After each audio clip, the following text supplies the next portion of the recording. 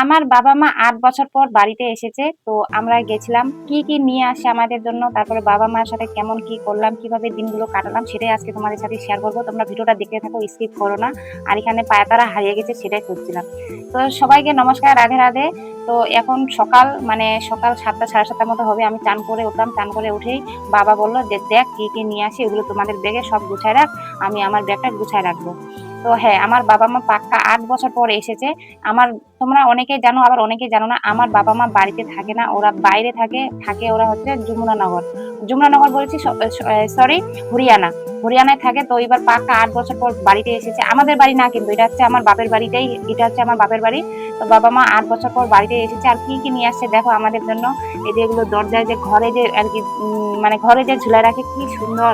তারপরে এই যে এগুলো আমাদের জন্য নিয়ে আসেনি, এগুলো আমার বাবা-মাই নিয়ে আসে। বাবা-মা যখন ভবিষ্যতে বাড়িতে থাকবে তখন আরকি। আর আমার বাবা-মার আমরা হচ্ছে ২ মেয়ে। তো আমাদেরকে ২ মেয়েকেই বিয়ে দিয়ে দিয়েছে। এই যে ওইটা হচ্ছে আমার ছোট বোন দেখতে পাচ্ছ। আর মাঝখানে তো ওটা দিয়া আর টুসু সবাই সব জিনিসগুলো দেখেছি। মানে ২ বোনের জন্যই ভাগাভাগি করে জিনিস নিয়ে আসছে। ওইগুলো আমাদেরকে ২ বোনকে গুছাই দিচ্ছে। আর আমি কালকে রাত্রেবেলা আসছি তো সেজন্য ভিডিও করতে পারিনি। পুরা অন্ধকার ছিল। আর আমাদের গ্রামের সাইডে না একটু কারেন্টের খুব প্রবলেম থাকে সেজন্য আরকি। একটু ধুম বাতাস মানে একটু বৃষ্টি পড়লে হালকা পাতলা একটু যদি ঝড় হয় তা ওখানে সাথে, সাথে আরকি চলে যায় লাইনটা। তো সেজন্য কালকে রাত্রেবেলা ভিডিও করতে পারিনি। তো যাই হোক ওগুলোর কথা বাদ দাও। ওগুলো সব দেখে শুনে মানে ব্যাগগুলো গুছায় রেখে টেখে তারপরে চলে আসলাম আমাদের ঘরে।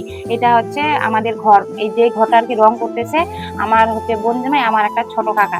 মানে কি বলতো আমরা যে বাড়িতে থাকতেছি ওই বাড়িটা হচ্ছে আমার কাকার। মানে আমরা আমাদের কাকার বাড়িতে থাকবো কয়েকদিন। কেননা আমার বাবা-মা যে ঘরটা উঠাচ্ছে এখনো ঘরটা মানে ইসে হয়নি, মানে কমপ্লিট হয়নি। এখনো প্লাস্টার বলে মাটিয়াটা প্লাস্টার হয়নি। আর এই যে রং করা শুরু হয়েছে।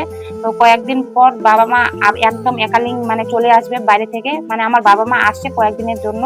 মানে খুব দেখার ইচ্ছা হয়েছিল ৮ বছর পর আসলো আমার মানে বাড়িতে।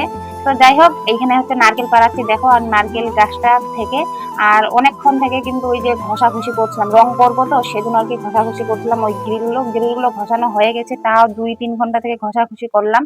তার মানে জং ধরে গেছে গ্রিলগুলো, সেই জন্য ঘষাঘষি করে পুরো ক্লান্ত হয়ে গেছি। এখানে আম মাখা করছিলাম, আম মাখা খেলাম, দেখতে পাচ্ছ সবাই মিলে আম মাখা খেয়েছি।